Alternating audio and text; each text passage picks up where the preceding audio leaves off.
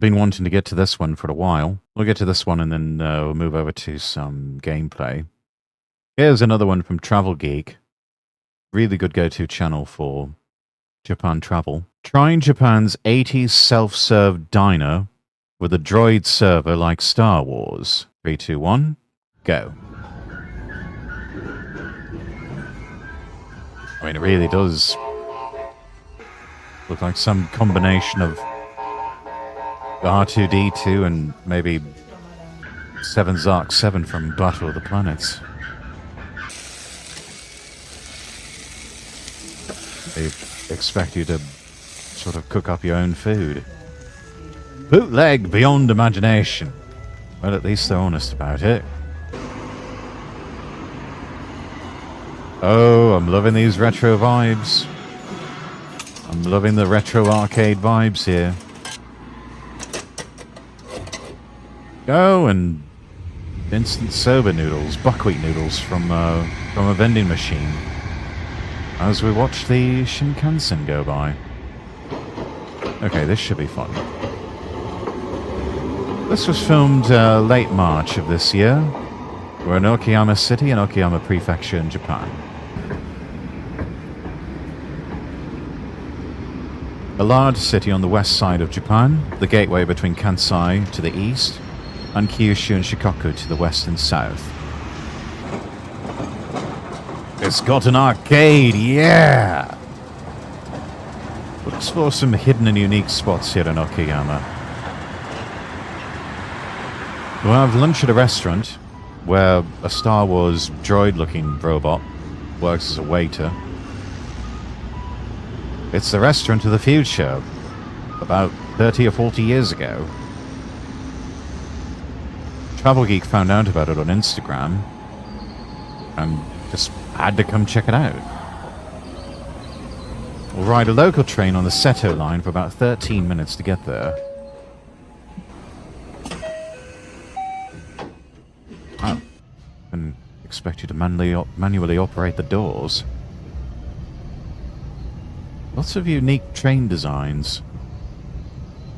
The city actually has a lot of passionate enthusiasts or otaku who contribute to its unique character in a very positive way.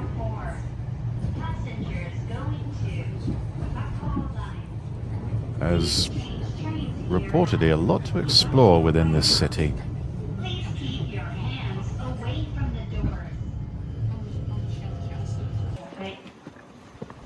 We'll get off at Johto Station, transfer to a local bus. Restaurant's nearly there. Not much farther.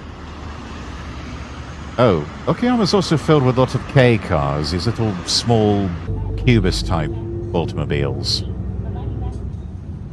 Cheap, reliable transportation, and in some areas, that's about the only thing you can use to navigate some of these really tight, narrow roads. Action Bastard, welcome in. How are you doing?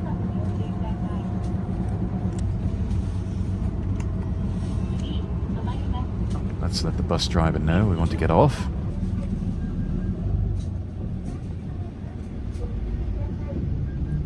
On Japanese buses, they only take cash. You have to take a numbered ticket when boarding, and then pay the fare corresponding to your number when you get off. Seems a bit complicated. Makes me glad they've got Fuiga and Plasmo cards. Unfortunately, that bus didn't take those. Right, we'll walk a bit east on the 250 here. Well, we got decompressed from the shift today. Had cilantro lime fish sticks for dinner. That sounds tasty. Right, here we are. Near the local Daihatsu dealership. Okonomiyaki Shinju. Oh, it's an okonomiyaki restaurant. Get inside and have lunch. All that walking has made Travel Geek-san quite hungry. The moment we sit down, here comes the serving robot. It really does look like an R2 unit, doesn't it? Bringing out silverware. It's quite a squeaky thing. You can hear all that squeaking. That track has not been lubricated in quite a while.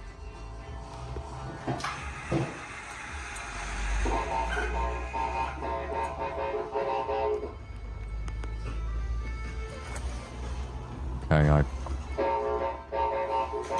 yeah, if Disney finds out where this is, they will sue the hell out of them. Whoa, whoa, whoa, whoa, whoa. Hold up, hold up.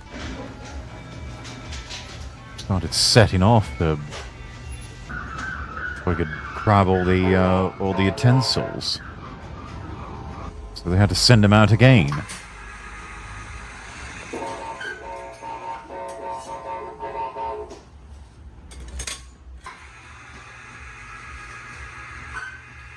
I mean, it's a 40-year-old robot.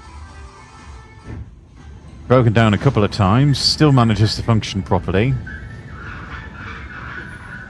And appears to be wearing a Disney hat, almost to mock at Disney, trying to troll them a bit. The whole place is a family-run business. About to say, is that Japanese Denny's? Not quite. In another time and place, perhaps.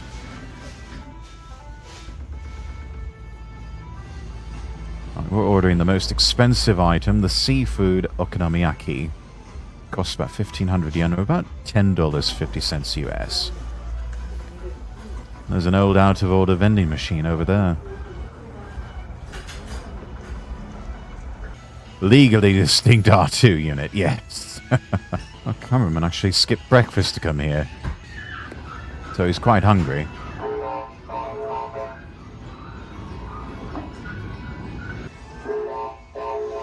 Despite being a rusty old overweight glob of grease, the food arrives quickly. And the way this works, chat, you get a bowl of ingredients, and you got a hot plate there on your table. You're expected to cook it yourself. You've got chopsticks and sauces and seasonings right there at the table. There's also instructions there on how to cook okonomiyaki and not suck at it. Remove the fillings first. This is considered a soul food of Osaka, by the way. The name comes from two words, okonomi meaning as you like, and yaki meaning grilled or fried. So, grilled or fried as you like it. Quickly mix in the okonomiyaki flour and cabbage and egg in a bowl. And then customize it with almost any ingredients that you like. Maybe Dollar Tree R2 unit, but damn it, the little bucket works. Fillings usually consist of sliced pork belly, shrimp, squid, that sort of thing. Then you grease only the area where the lard will be cooked, spreading it in a thin circle. We're cooking with real ingredients here, chat. They're cooking it with lard.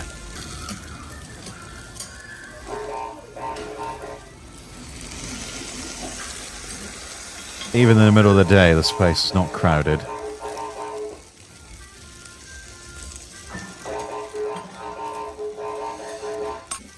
Geeking out over food. And I really cannot understand anything that robot is talking about. It's honestly, might as well just be going beep, boop, beep. Right, now we play the waiting game. If you mess with it halfway through, you'll mess it up. So be patient, don't cock it up. Once the bottom is cooked thoroughly, you slide a spatula underneath.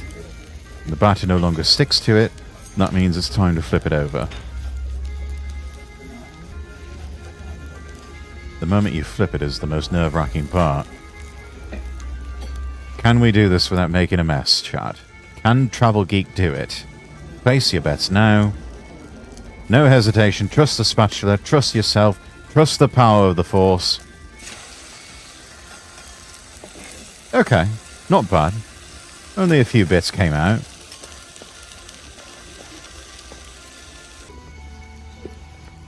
Now we dress it up with sauce and with a bit of mayonnaise. Okonomiyaki sauce is similar to Worcestershire sauce, but thicker, more savoury sweet. Travel Geek recommends going heavy on the sauce. But only a limited amount of mayo provided. I mean, I suppose it's alright. I've never really been a big fan of mayo. Oh, we've also got bonito flakes. Just sort of toss them on using the chopsticks. And then we've got dried seaweed flakes that we add in. Was it an egg or was it coleslaw made into a pancake? It's some type of floury mix, so it's actual, like, breading. Like a proper pancake.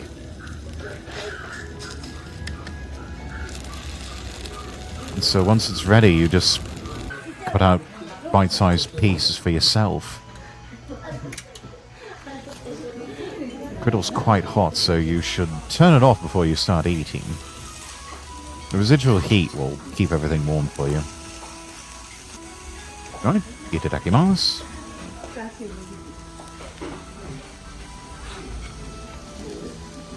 It's hot. It's piping hot. Travel Geek probably burning portions of his mouth. That said, it is quite delicious.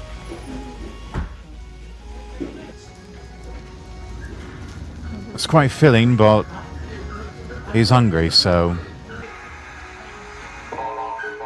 here comes totally not R2-D2. When he asked one of the owners if it was modelled after R2, gave a vague answer saying, that's what I've heard. Oh, we still don't have a drink yet. Here he comes.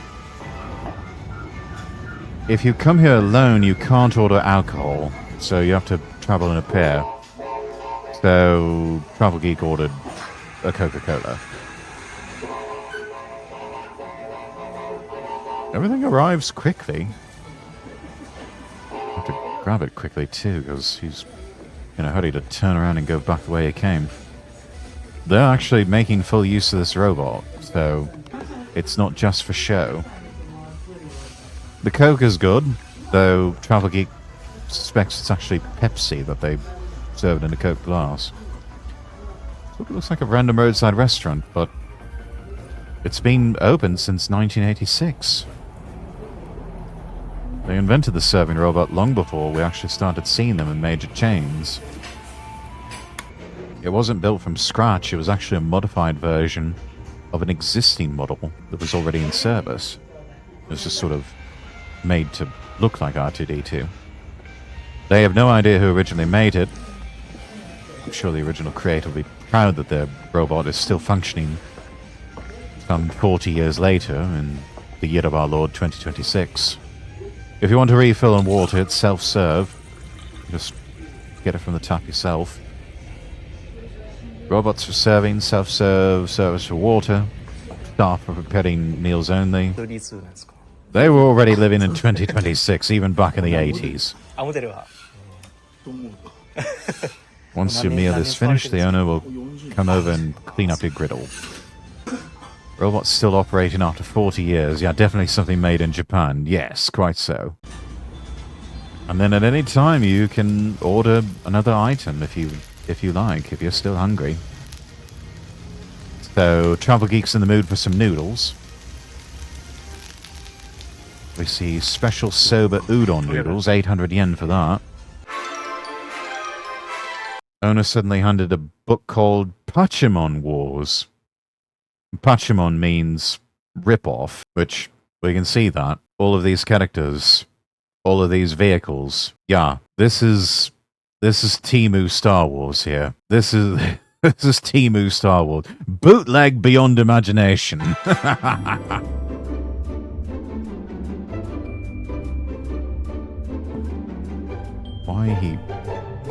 Why he gave him this sort of booklet, I don't understand, but you know, here it is. There's apparently broken audio for this segment, so we've got this lift music here. Oh no, it's not Star Wars, it's Stick Bang, which I suppose is another way you could describe a lightsaber duel. Because why not? It's a tourist spot. Book was created by one of the regulars of the restaurant, who has collected info on all Star Wars rip-off art items in one book.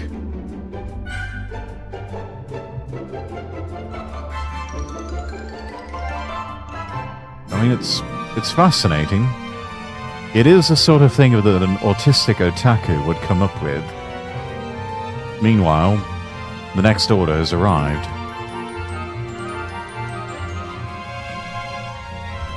Comes on a plate, not a bowl.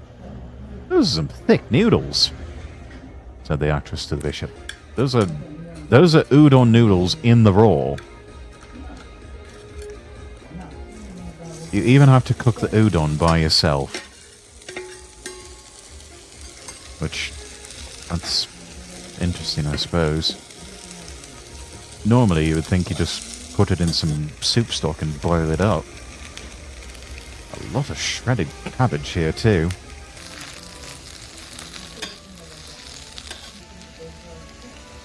Season up the noodles and the cabbage with proprietary special sauce that actually looks like soy sauce, but never mind about that.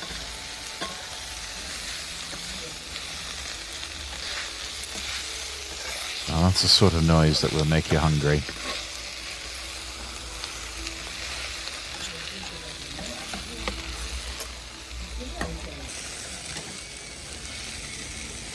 Grilled udon ready to eat here soon. I didn't even know that was possible to grill up udon, but there it is. It looks tasty. Udon noodles, cabbage, pork, shrimp, red pickled ginger. It's simple. It looks tasty. That's true, you can grill just about anything. Best part about eating fresh off the griddle, it will stay hot. Same thing with barbecue sauce and just about anything, true enough.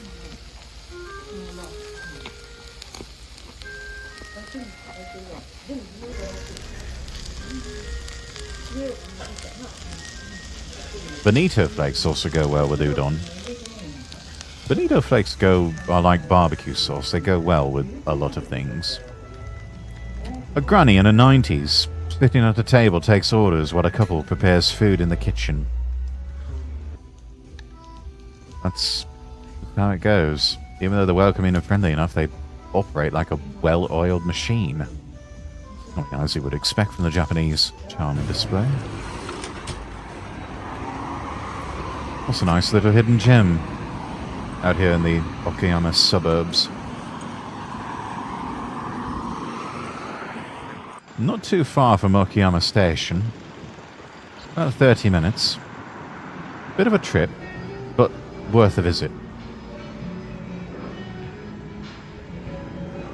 Now we go to pass the time at a local supermarket.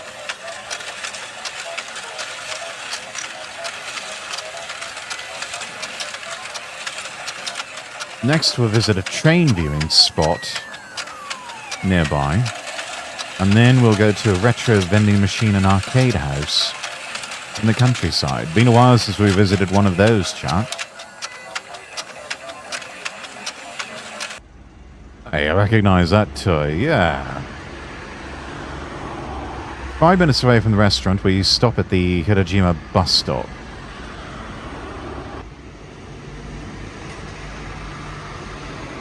Take a local bus again back to Johto Station.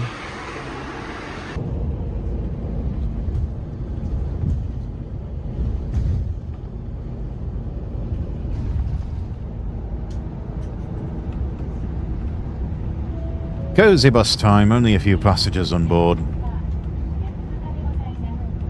Probably take a nap on that bus.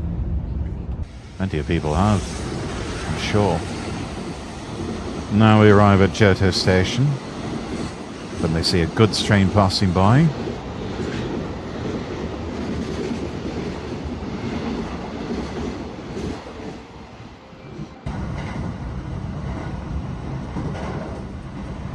You'll ride for 3 minutes. Get off in the next station.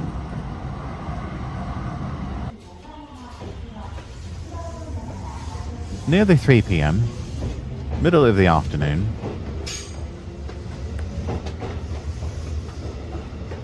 We'll get off at Higashi Okayama Station.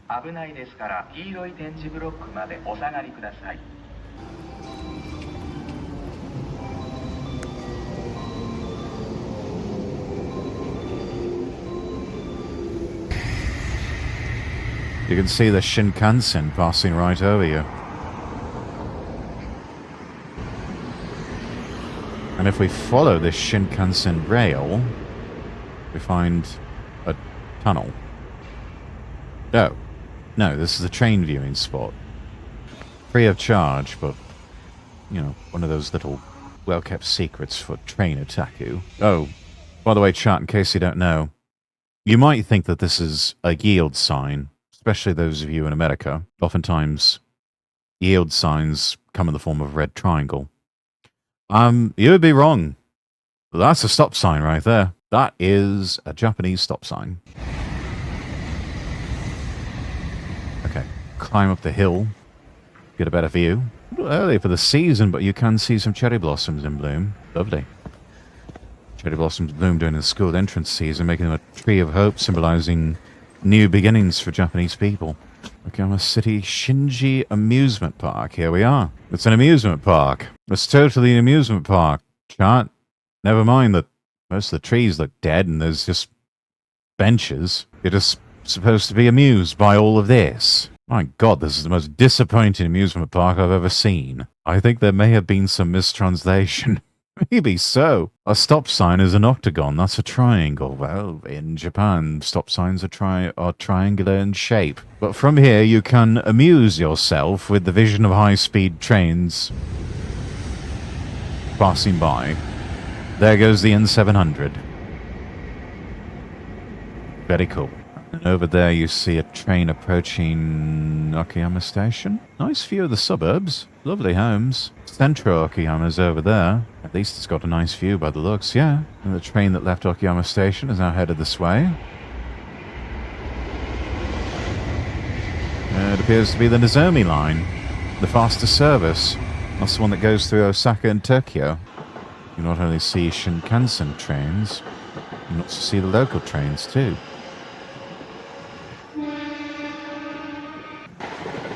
Watch them as they go backwards and forwards across level crossing. That one roof is crooked.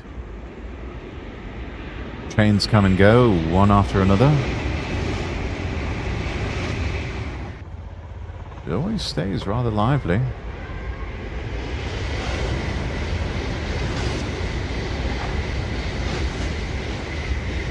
Even the Nozomi, you see one about... No, the local trains, they pass by about every 3 to 5 minutes, so you miss one train, no problem, just catch the next one.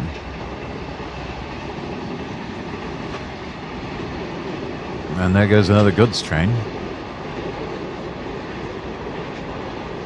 In Denmark, red triangle signs are usually construction hazards, warnings and info.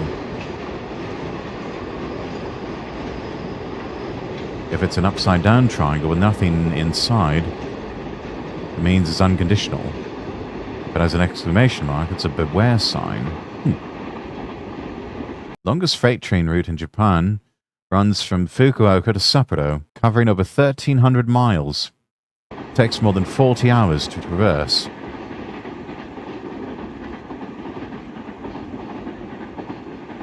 Travel Geek actually wants to travel on a goods train. Local trains are all cubic in nature like that one. They all look like subway trains. Don't use a locomotive at all for passenger trains. Not anymore. According to some theories, Japan's ground is relatively soft, so heavy locomotives are generally avoided. Makes sense. And there's a 2-car intercity train.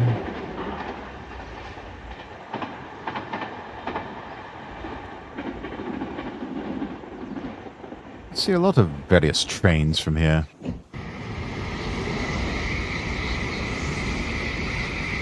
There goes another Shinkansen. Sort of whooshing by. Right. At 4 p.m. we're at Tokuyama Station.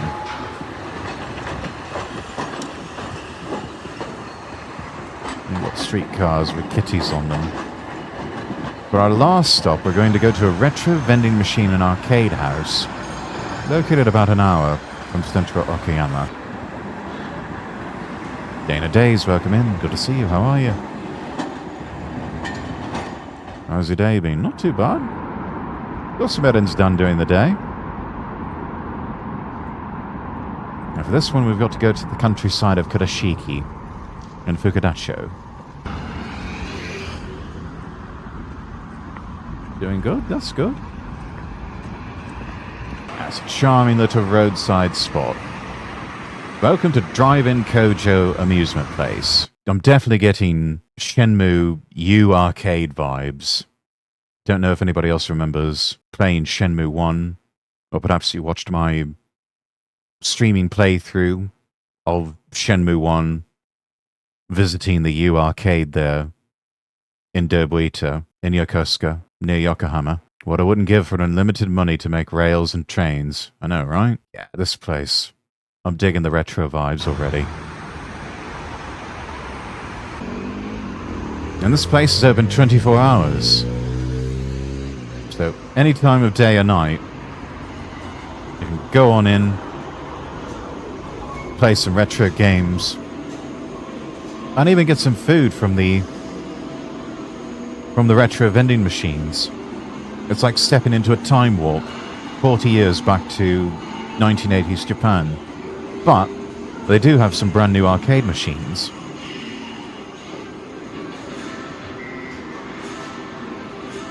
Or fairly new arcade machines.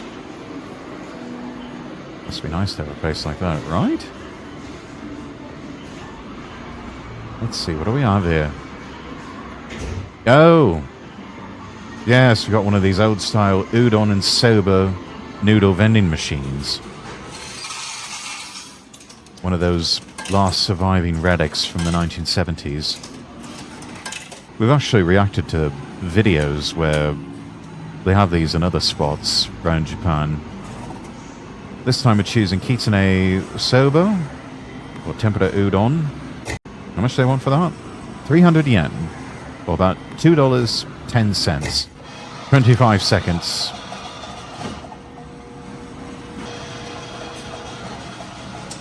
To get a piping hot bowl of udon noodles. Jealous as hell about those udon vending machines, right? It said 25 seconds, but I think it might have only taken 20 seconds. Extremely hot, so be careful. It's a fairly decent size.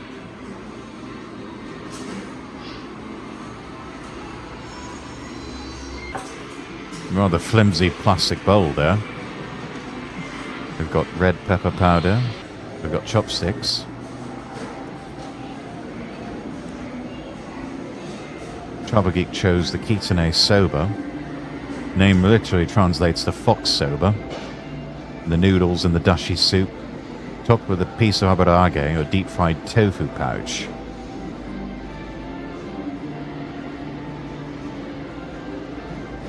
We've got soba noodles here, nice and thick, made from buckwheat. Piping hot. Make sure you blow on them a bit. Let it cool. And slurp to your heart's content. Delicious enough.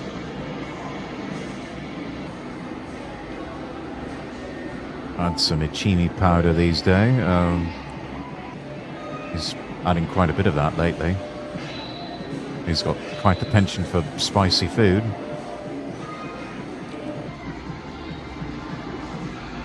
Initial deep. Pew, pew, pew. Wow.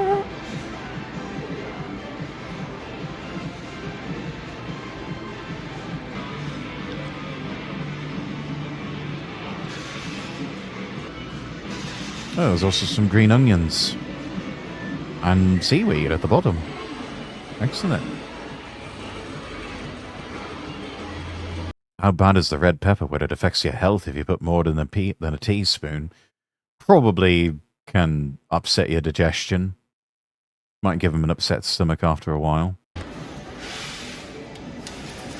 Let's see. One play, 100 yen. Oh, it's a retro tennis game.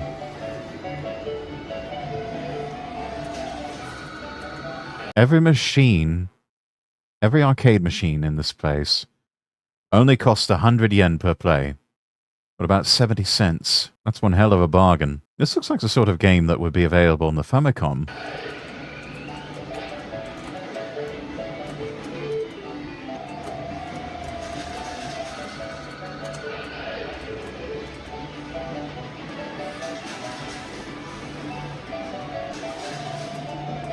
This one was rather tricky to play.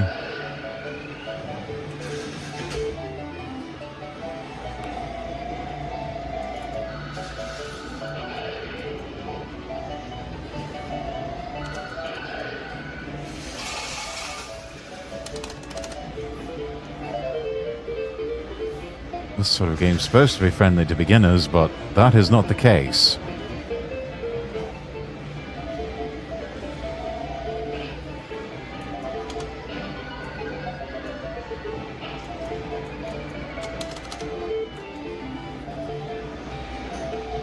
Geek played tennis for 3 years, and that did not help him playing this at all.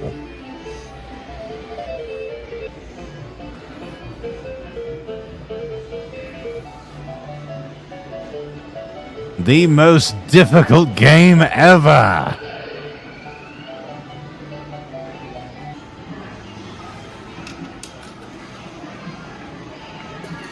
Alright. 100 yen. Let's see what this elephant claw thing can grab for us.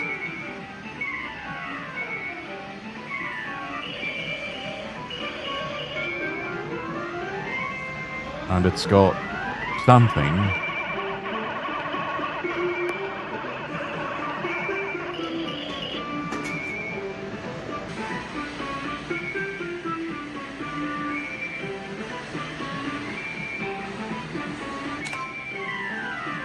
£100 for 2 plays.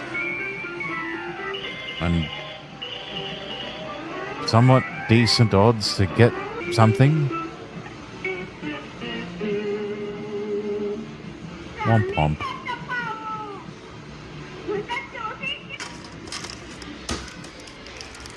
Oh, I thought that was it. High chew. We got some high chew. Rather expensive for high chew. Now, what's this? Looks like we've got some Bandai robot figures, Detective Conan merch. You let the claw pick up ping pong balls. If it lands in one of the red frames, you win a prize. 1 out of 2 is not bad. True. Alright. Oh, grab 2. Look at that. And nothing.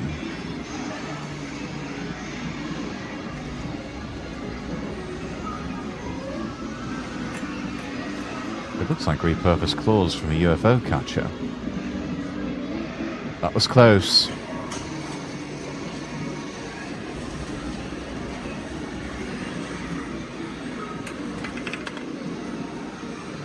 Well, that didn't go well at all.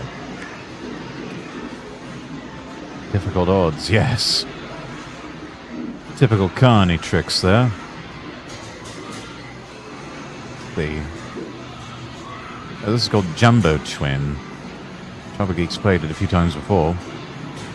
Turntable, the prize rotates around. You have to time it just right, move the claw, and your favorite prize comes within range. Looks like a popular hangout spot for the locals. You got people of all ages having fun. I would while away many, many hours here. It's not just retro games, you can also play more modern game machines here too. That was a nat one for that last ping pong ball, right? Oh, an Initial D racing game. Otherworldly, this whole place. A few steps outside of the building and it's just quiet, peaceful. Oh, and there's a garden. It's Itadora, a drum game machine.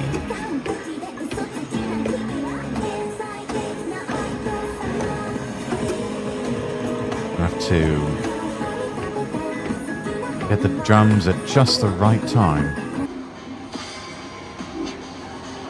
Yeah, Initial D arcade.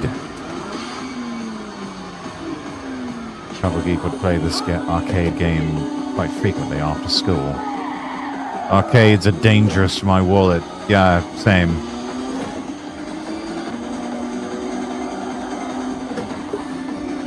Look at that. Travel Geek, still the Drift King after all these years.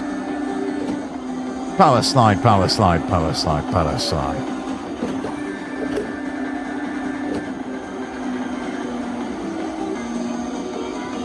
He's a man of good taste. He loves JDM cars.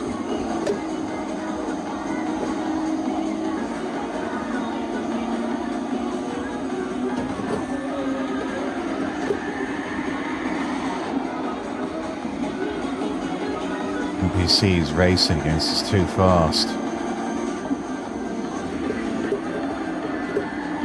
Oh! Crashed it. That's what we call winning GTA style.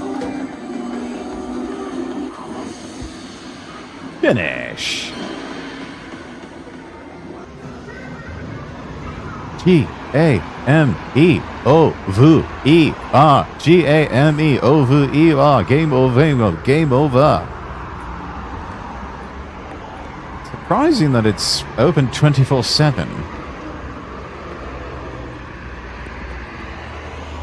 Never do it with the wheel. Need a controller.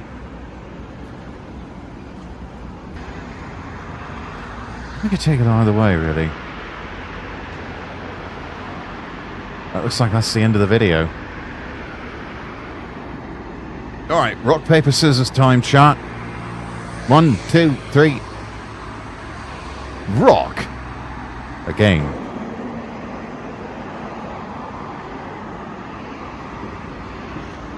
See you next time.